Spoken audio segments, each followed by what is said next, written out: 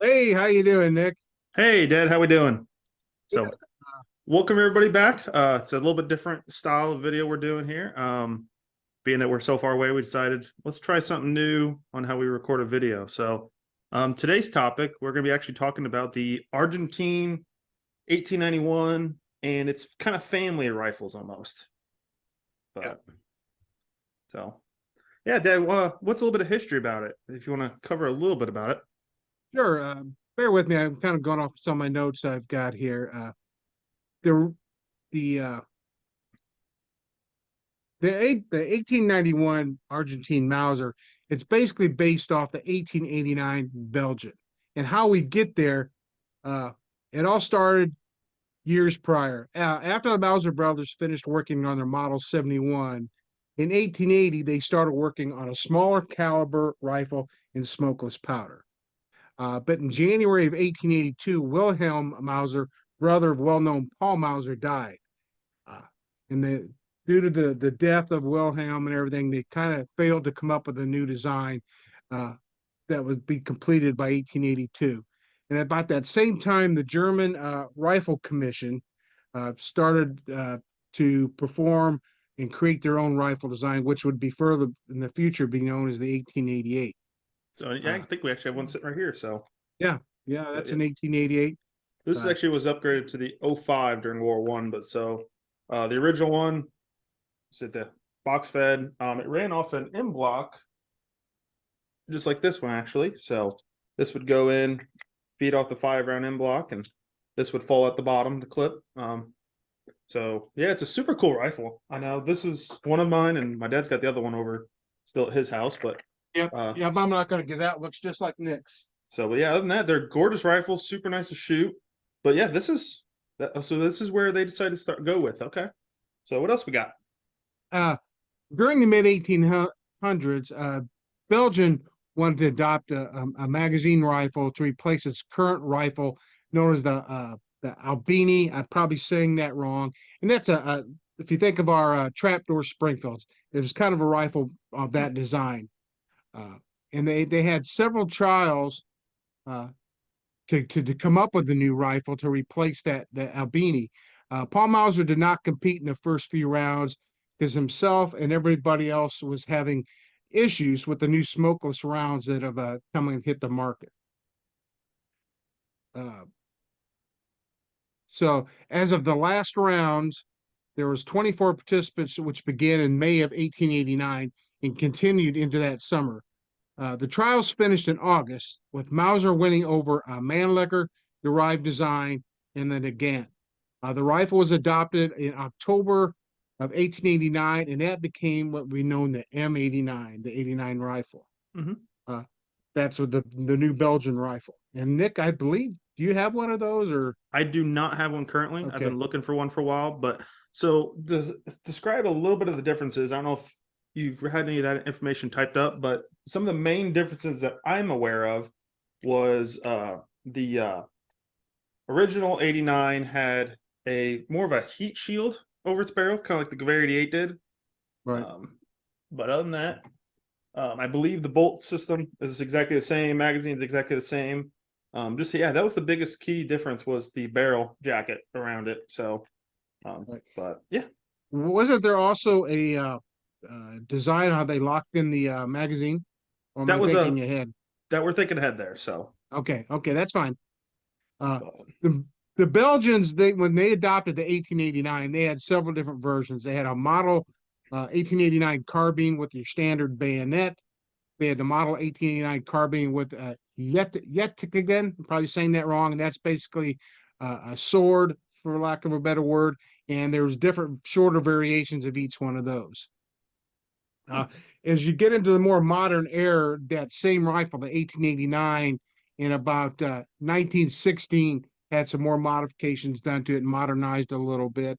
And again, on the short rifle, they had some more modifications made to it, and that'd be the model 1936. okay, yeah, because I know Belgium did upgrade them post World War One, and they shortened a lot of them. You see a lot of Belgian troops during World War Two carrying the shortened version, like you were saying. Um, Right. it's a super cool, interesting design. A lot of those are It super is. nice. Um, I would like either one of them just to have the precursor to the Argentine here. But Right. yeah, I know a couple other countries use them. I know the Ottoman Empire decided to use some as Yeah, I was gonna well. get. I was gonna cover that. Okay, yeah, if you want to keep on covering, what else you Uh, got? there again, once that 1889 came out in Belgium, Mauser was prompted by the Ottoman Empire, who had a contract with Mauser for some 1887s. Uh, it was actually a version of the 1871 rifles, which had included an escape clause to get out of that contract. So Mauser worked with them, and the Ottoman Empire ended up ordering 280,000 pieces or 280,000 rifles. And that's how the 89 Mauser became the 1890. While this was taking place, Argentine Small Arms Commission contracted Mauser in 1886 to replace the Remington rolling blocks, which is a mighty fine rifle. But there again, that's a lot And slower action. on the rolling block there for the Argentine, if for most people, if you see ones that are in 43 Spanish, a lot of those are your Argentine rolling blocks. So that's something to keep an eye out for. So ultimately, the 1891s that Mauser built for Argentine, there were 180,000 rifles and 30,000 carbines, and those were all chambered in the 7.65 by 53.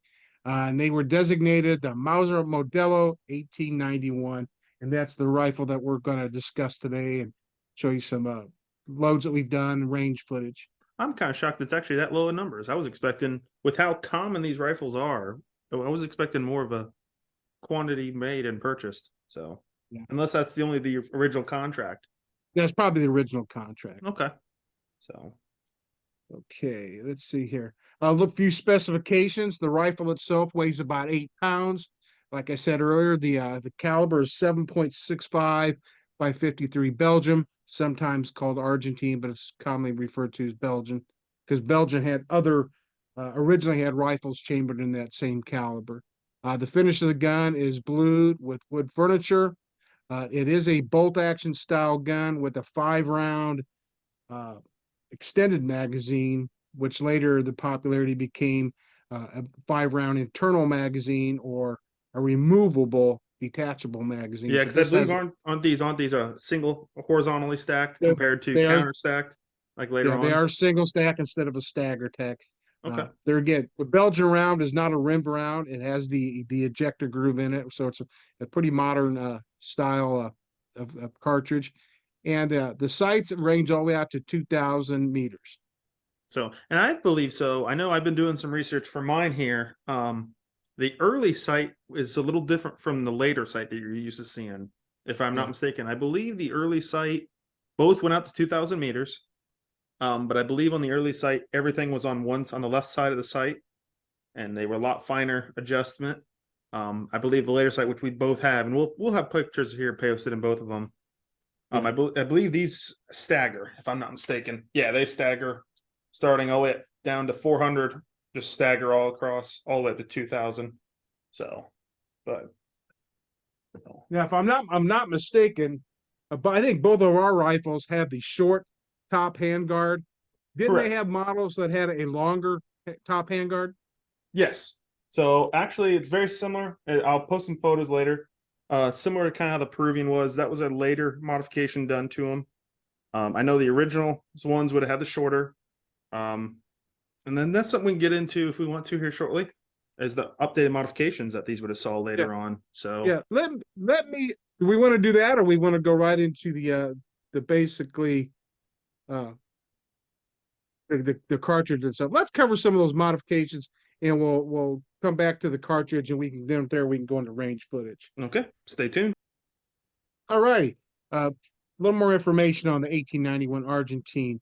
As most rifles of the time, they did come with a bayonet, and they were a little bit longer than your standard bayonets that we think of today. Nick, do you have one of those handy you could show us? I just happened to do right here. So very nice one. This is actually the later design. The true design didn't change. It was basically your handle material. From what I believe, the early ones were a brass handle material. Later, they just switched to the aluminum handles. So, and one thing common with the 1891 bayonets is that they are scrubbed as well. So during the export. Like So like most of the rifles that were uh, imported to Argentine or export Argentine, I should say, are scrubbed. And why is that, Nick? so from what I've heard from some people that are very knowledgeable on the subject and some history, it was the during a war between Paraguay and Bolivia. Bolivia forces found on dead oh gosh, wow, what Soldiers. is soldiers from Paraguay, rifles with Argentine crests still mounted on them. So one of those things is like, hey, Argentina, why are you supplying Paraguay? Right. So it was one of those things. Is I think it's that, and also that's one story you hear, but most of the time I believe it's kind of a little different. They're, hey, we're going to supply firearms and stuff to these countries. Might as well scrub our receivers of our Right. crest just to be safe. But Yeah. it's kind of funny if you look at it, it still says Mauser Modelo Argentinio 1891 on the side of the receiver. Yeah. Yeah. It's just kind of interesting in a way. But yeah. so other than that, yeah, most of them a lot of times are in really good condition. Super Some clean. of the Bores are some of the later ones still have the crest, I think. yeah. Every so often you'll see one with a crest. Yeah. But Like 90% of them are missing the my crest. my rifle's a B series, so Yeah, pretty early. mine's a C prefix, so right after Yeah. yours. There again, and I'm not sure if my cleaning rod is correct because it doesn't have the brass end and So the that's serial actually number's not that's an matching. early thing. So more than Okay. likely your rifle would have had the brass, and mine actually does have the brass cleaning rod, and Yeah, mine we can actually have is some. numbers matching to the Yeah. rifle. So other than that, I have Okay. one little ding right here by the trigger. But other than that, mine's in gorgeous condition. Besides the crest being scrubbed, that's Yeah. common. Yeah, I know the wood they used for these is beautiful wood. I got some tiger striping in mine. I think you do too. I have a little bit, not a lot on the bottom side of my stock here, but Yeah, other than that, just yeah, gorgeous rifles. yeah. Very nice rifles. And like we said, most of the markings you're going to find on the rifles are scrubbed. Do you? I thought you had a rifle that has the crest. So I do have my carbine. My carbine has the crest on it, and I'll post some photos in here. But it's Yeah. my carbine's interesting. It's still a C block prefix, but it's got the later modified magazine locking nut that holds the magazine in place. Okay.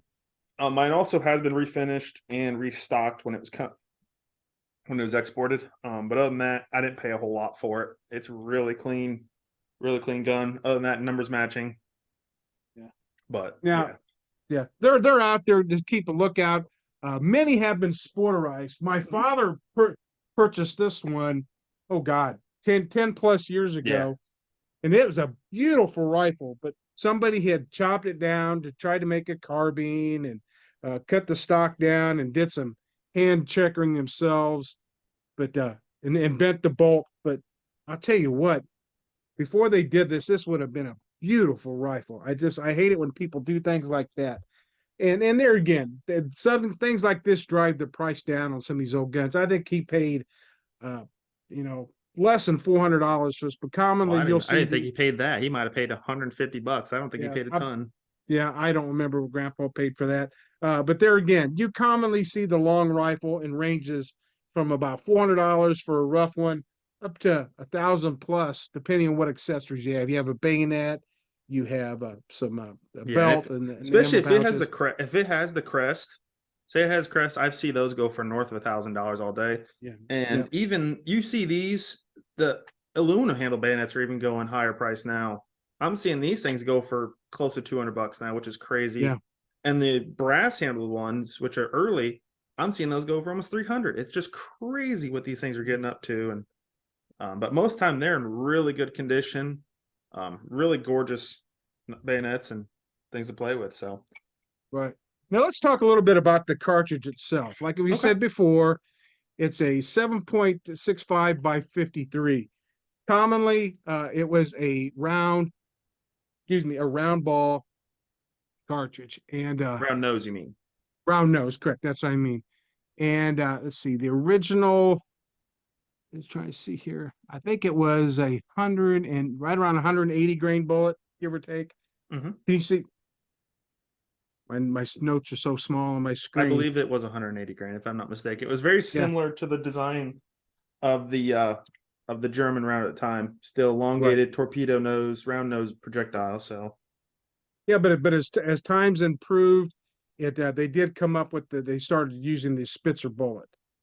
but Uh, and that there going again, back to our sights real quick, and that's what the original sight was based off their torpedo round nose elongated bullet. yeah, That was where the sight was. around nosed Yep, bullet. Yeah, correct. That was how the original sight was when everything got upgraded to Spitzer. When the later Argentine 1909s came out, they decided to switch to a Spitzer bullet. They end up upgrading all their 91 rear sights as well. right. So, but There what are we again. looking at original velocity on original rounds roughly? Oh goodness gracious! Let's see here.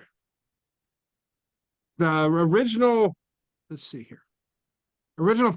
Well, there again, depending on what bullets you're looking at, they're looking at their 155 grain boat tail. You're looking at about 2,700 feet per second. Uh, then they had a 174 grain full metal jacket boat tail, which is about 2,400. Then you get up into the 180 grain soft point or ball round, typically kind of like what we shot. You get around 2,500. Okay. So there again, depending on what the bullet was and the size of the bullet, what the speed was. There again, I looked. You can buy modern ammo. I know PPU makes quite a bit, and if you do a search out there on the internet, you can find quite a bit of it. So I know I Our happen to have a couple of boxes of the old school Norma 765 that I picked up here recently in an auction, but um, that stuff still suits just fine. So, but yeah, there, PPU still produces it. You can get brass, you can get components, bullets. It's a standard, I believe, 312 bullet, if I'm not mistaken. yes, yeah, Yep. So 312, which you can still get projectiles all day long. right, Brass for our video here, you'll see we converted 270 brass. yep. So it's yeah, you can easily convert it. Dies are readily available. Lee, RCBS, those companies all still make dies. So, but anything else on the round?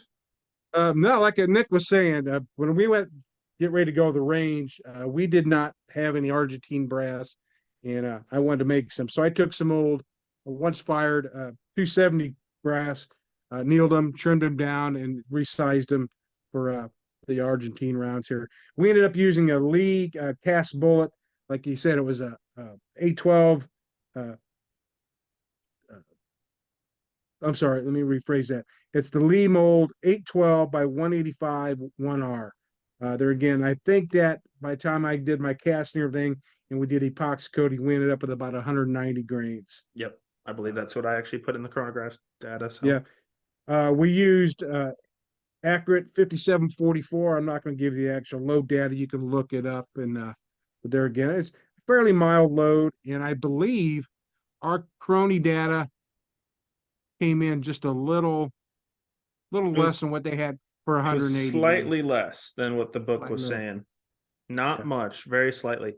I know But that actually you do have a slide here that we have on our notes here. The original rounds were 210 grain, 210 grain, 210 grain and which, moving around 2130 feet per second. yep, that's was my next So slide. And I think the reason they still use such a heavy bullet, they just came down off of cartridges that were like 45, 70, 11 millimeter. yeah, They were it's still thinking big bore, big heavy weight. yep. You even look at it nowadays. We've and not to jump off a little differently, but we went from such big rounds as like you said, the 43s, the 4570s, the 11 mils.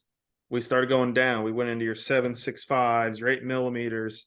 We keep going down. We're down into your 6.5s. And then now we're slowly going back up. We're back into 30 cals. Now we're up into the 6.8s. It's just the curve is just kind of interesting how it's kind of just kind of reversed itself. We've gone right back up. So Yep. Let's see here. Yeah, and there again, but the load data I used, it was on the lower end. We aren't going to push these old guns, so we just wanted something to go bang and get fairly decent accuracy. And speaking of that, we will include close-ups of these. I just happen to have my target handy.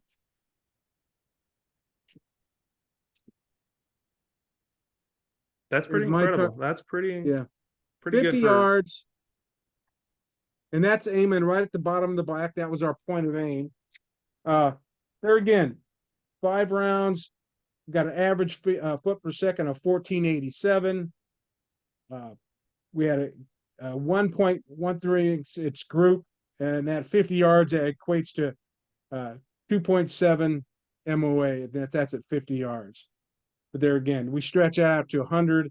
I mean, I know that's going to open up a little bit, but for an old girl with a cast load, that's not bad shooting. So, and I know Nick's got his 2 targets, and we'll have close-ups of those as well. yep, I don't have mine on hand at the moment, but we'll jump to some range footage. Show them some of that, some of the us getting some of the crony and some shooting, and we'll jump back and I'll even show off what I have for my targets. So stay tuned and enjoy the range footage. And I just want to throw this out there. If you like what the videos we're shooting here and showing, I know we've been off for a while, but we're going to jump right back into it.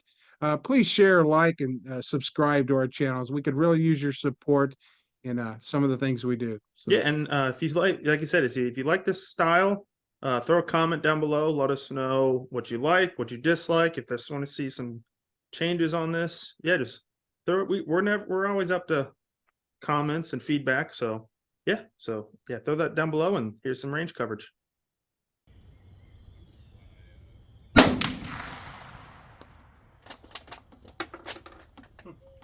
That first round.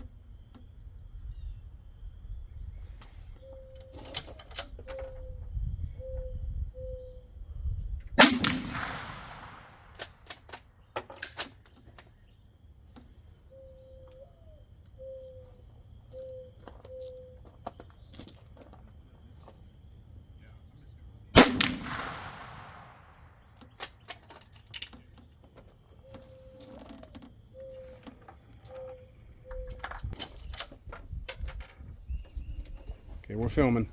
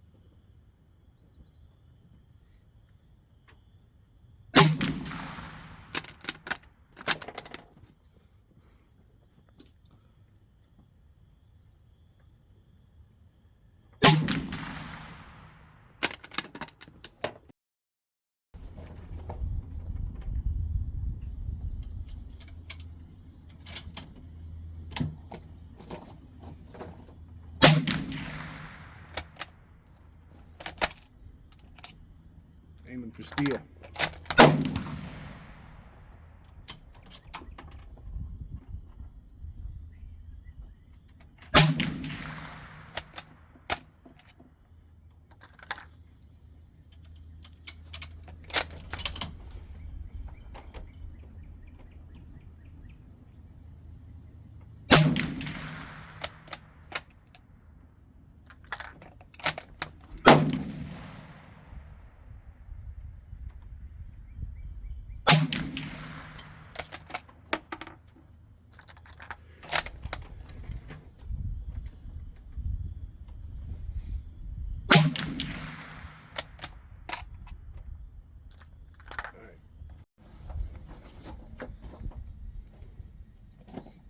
Good.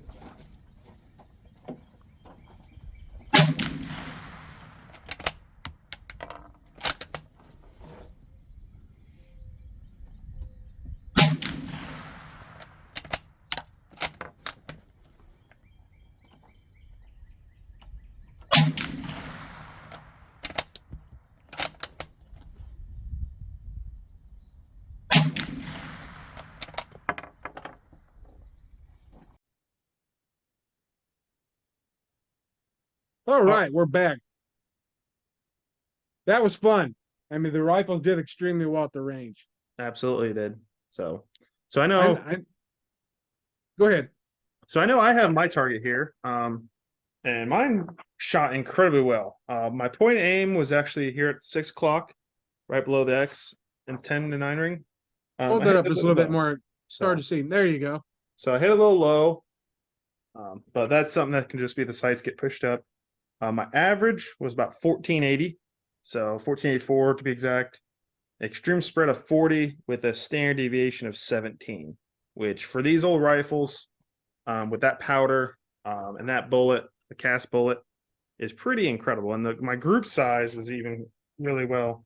It was a 1.06 inch group at 50 yards, which equates to about 2.03 to 100.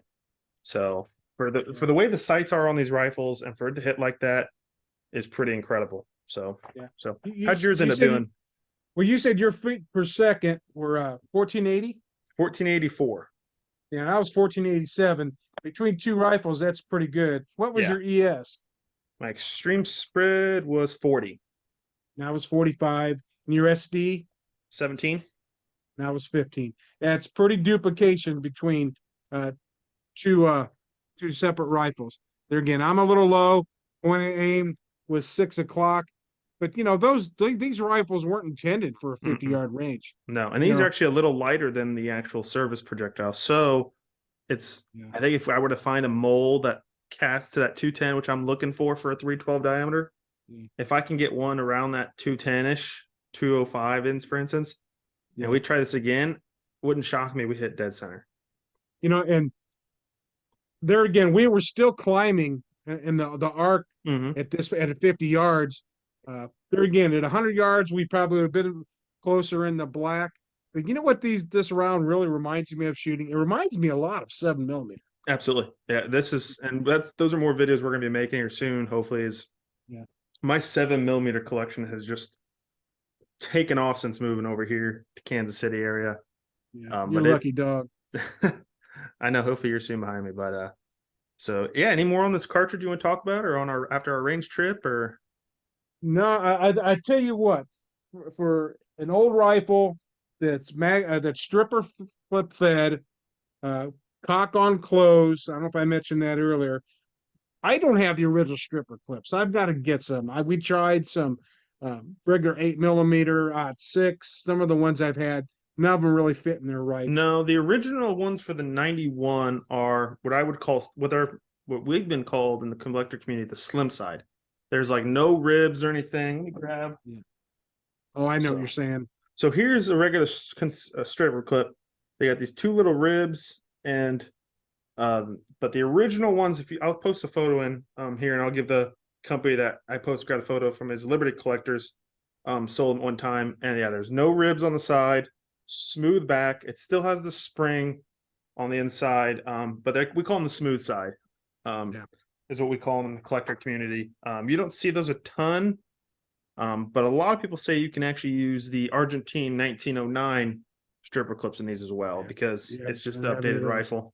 But you can get those a lot more common right now still. So Right. um, Probably the only downfall I can say, and it's just a personal preference with me, it's a straight like a V post and a V notch rear, like kind of like almost like a buckhorn style sight. mhm. Uh, with my old eyes, I have a hard time.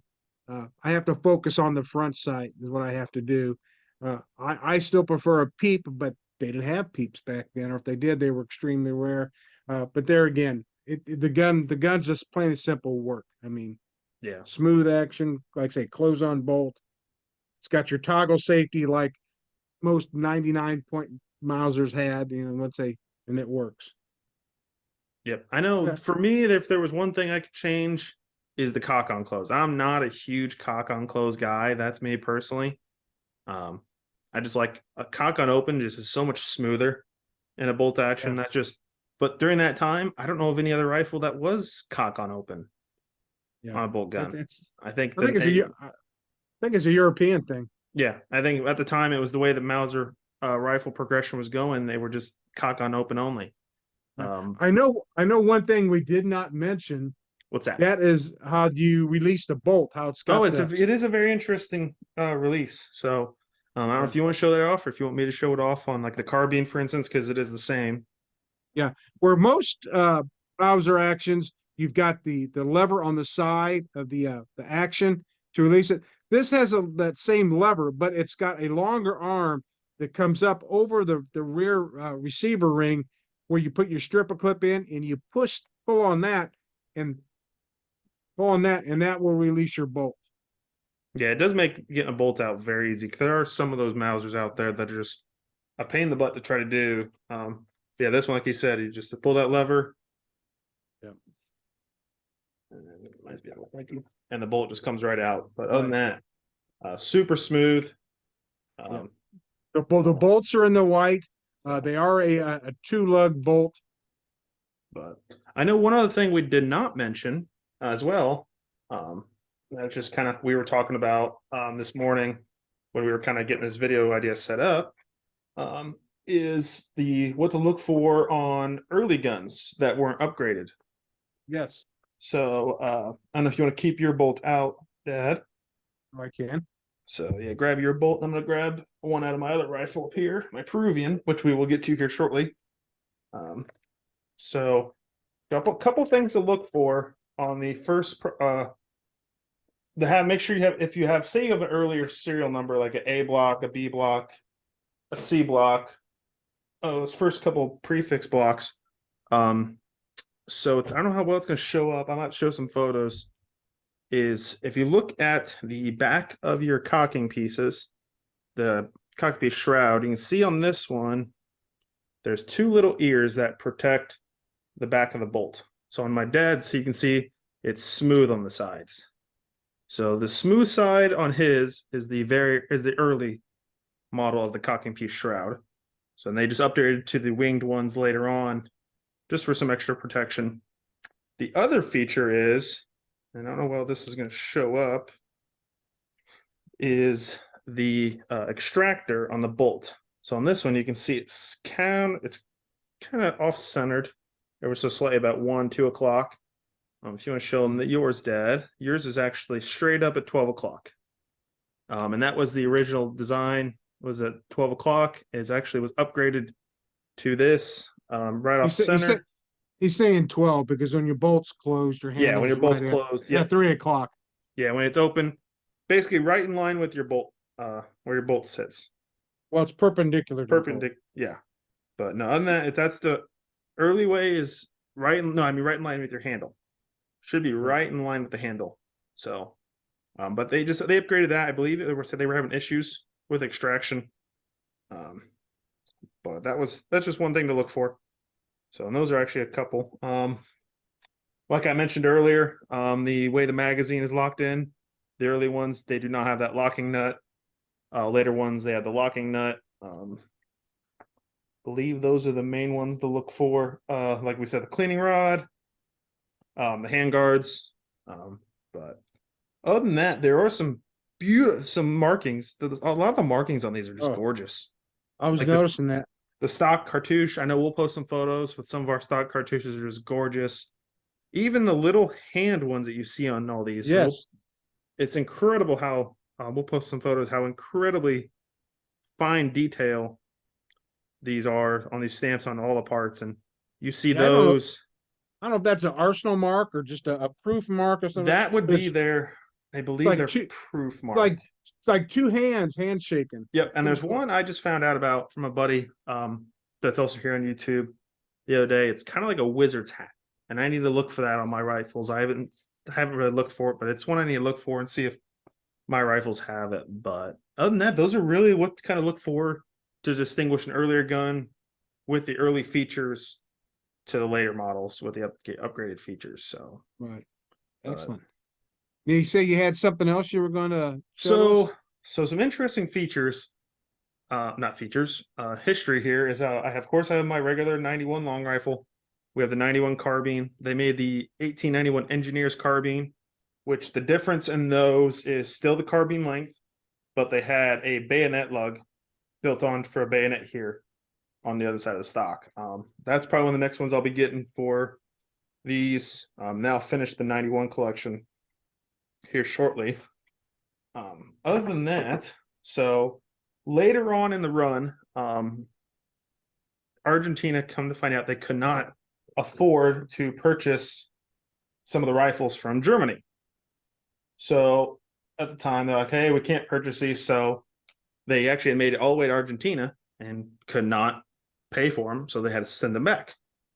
Halfway along the way, Peru reaches out, hey, we're interested in those rifles. Is there a way we can get them? So it's one of those things they decided to contact, and I believe it was Waffen Fabrik Mauser. And then they decided to upgrade some of the features. Of course, they removed the main crest on the top of the receiver and had the Peruvian crest put on top. They did not remove where it says Argentino Modelo 1891 on the side, but it still has all your crossed hands on the side. They upgraded the rear sight. This is actually the Yeah. later rear sight. The originals, when they actually purchased them from the factory, would have been flat, but later on they upgraded to the long visir. They put all new barrels on them, and if you look, they are a heavier barrel due to the more material in there, and then the way the barrel end tapers. Most of them, you will see kind of mixed match handguards. Mine, I actually had to make my handguard when I bought this one. And these are not Argentine 91 stocks. All these stocks have been redone to fit this barreled action. And these are, of course, heavier. The way to know if it's a true Peruvian and not just a 91 that had somebody put a long visir sight on it is by the serial number range. And those are S, T, U, and W serial number prefix. Mine here is a W on the rifle. The magazine, well, I had to buy separately, is a U or a T serial number. So best way I remember it, Stu, S, T, U, and W. So, but other than that, bolt matches the receiver.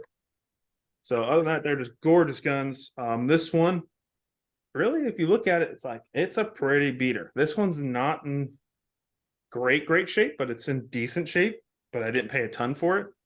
But Shoots wonderful. the bore's mint on this gun.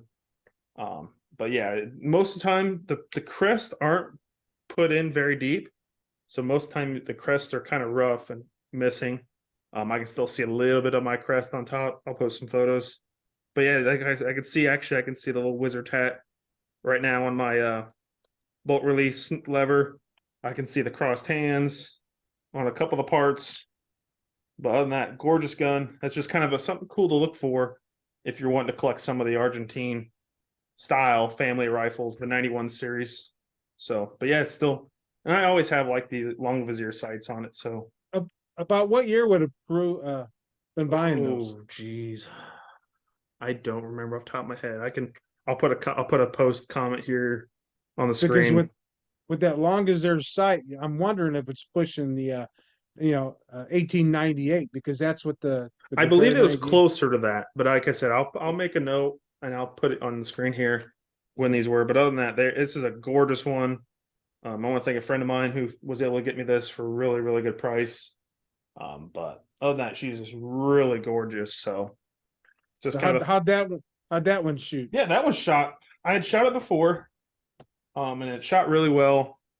I thought it was a one-off, but that one shot really well. And so my point of aim, of course, was the same 6 o'clock hold. I did have one sighter at the top. Just want to see where it was hitting, and I did move it down. My point of aim, or yes, I did move my point of aim. So originally I was aiming at center because I wasn't 100% sure. That's when I did move my point of aim down. But other than that, you can see 4 shots is all incredible. That rifle loves this load. Yes, and I wouldn't change that a bit. Well, it loves all 3 of them. So because this one had an average of 1483, an extreme spread of 32, and a standard deviation of 10. Yeah. So this one, I remember sitting behind the rifle, and my chronograph actually goes through my phone, and I'm kind of on my phone with my chronograph data sitting right in front of me. And out of the corner of my eye, I look and I see 3 rounds within 3 of each other, back to back to back. Are all like, it was like 1484, 1483, 1484. It was something like that. It was just incredibly how consistent it was. And I had a couple get a little faster. But other than that, just gorgeous the way she shot, and super smooth. And I was really impressed. So excellent. That was a fun day. It Had was a good time that day. Beautiful weather for a March. Just gorgeous. So yeah, that was my first trip to the range this year. Yeah, same as well. But yeah. So other than that, yeah. So those are the rifles, the Argentine 1891 family rifles in our load that we decided to work up for it. So yeah, if you hand load, and even if you don't, there is ammo out there, and you see one of these old rifles, don't be afraid to pick it up. I think you'll really enjoy how they shoot. Absolutely. And these are, like we were saying, these are still one of the more relatively inexpensive Milsurps on the market right now. Of course, they are going up with every other Milsurp is right now. And right now is the time to buy one. If you can't drop $500-600 on one, there's kind of, Milsurp's not really the best collecting to get into, because you're not going to get a lot. Because once this stuff dries up, that's overseas right now. I think that's about where we are, and there's prices are going to keep going up and up. But anything else you want to cover on this? No, not on this. Other than our closing comments. So yeah, we'll post some more photos of our chronograph data, what we got. But yeah, stay tuned. Whole lot more to come. So as always. So yeah, if you like what Nick and I do here, spreading some of our knowledge, our experience, and some of our collection, please think about subscribing to us, or sharing us with a friend that's into the same type things you are. It would really help boost our ratings and get us some more subscribers, and which helps us get motivated to go out and shoot more videos. So, and like I said, like we always said, it's kind of hard. We're so far away from each other anymore. We can't really do the in-person side by side filming and filming a lot more videos. So this is kind of something new we're trying. If you like it, throw down in the comments that you like it. If you don't, throw something maybe you want to see a little differently. If there's something you want to maybe see us change, let us know. Or if there's even an idea of something you want to see us maybe shoot. If we don't have it, it might be something we are interested in. But we have a lot more stuff here that we can do videos on. And like I said, I picked up an 09 Argentine a couple months ago. So that one's starting that kind of offshoot in the Argentine. So hopefully pick up a long rifle. And then we even got all the other South American Mausers I've been getting in 7. And those are, like my dad was saying, the 7 is a very enjoyable cartridge shoot. So if you're if you're in the Midwest this June, Nick and I will both be. It's actually July. So end July, of July. I'm sorry. At GunCon at Brunel. No, you are correct on the June. Brunel's GunCon in late June. As of just the other day, at the time of filming, let me rephrase that. There's still tickets available. So reach out to, I believe that's you go to GunCon. Yep, search up GunCon 2024. It'll come right up. Also, if you're in the Midwest, it is actually based here in Kansas City. and I am a officer of the group, is the Missouri Valley Arms Collectors Association Summer Show. And I know my dad can attest to this. I can as well. Probably one of the best gun shows as far as the old stuff you can go to, bar none. Short of Wanamaker's or something like Wanamaker's, but that. we've never been to Wanamaker's, so we can't really Yeah. compare it to that. Right. But it's nothing but old stuff. I've gotten just last year, I got 4 rifles there. Yeah. Just on myself. I know you got a couple items there last year, and hopefully more to come this year. But if you're in the Kansas City area, the final week of July, if I'm not mistaken, just look up Missouri Valley Arms Collectors Association, and it'll take you to our website, and we have our show listed on there. Or you can just search gun shows in Missouri. I know we are like on Gun Trader, or Gun Show Trader. We're on those websites, so yeah, just check it out. July 27th to the weekend of 27th to 28th of July. Okay, yeah. So it's, yeah, as I said, it's an awesome show. I know gentleman Danny at Milsurp World, based here in Kansas City as well. I'm a member of his Discord, and we have a lot of guys come in for that show. We hang out, have a good time. But yeah, it's an awesome show if you want to check it out. So Yep. I'd like to wrap up. Please support the men and women in blue that are out there protecting you and I and protecting our rights. If you see one, let them know I appreciate them and everything they do. That's all I've got. Have a great day. and stay tuned.